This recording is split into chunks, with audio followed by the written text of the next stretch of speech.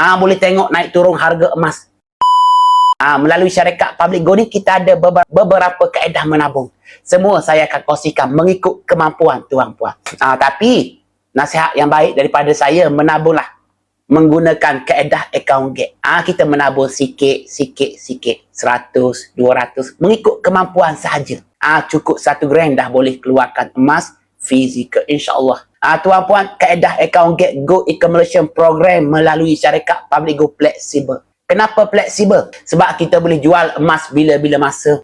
Boleh pajak emas atas talian sahaja. Boleh keluarkan emas bila-bila masa. Boleh tambah grade emas di mana jua kita berada. Boleh tengok naik turun harga emas. Setiap kali 20 minit. Setiap minit boleh tengok harga emas naik turun.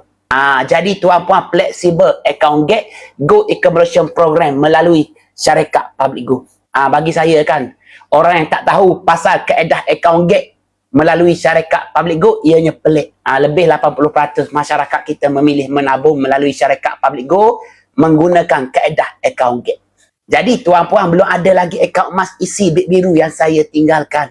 Pergi dekat profile TikTok saya, follow saya, tengok konten-konten saya.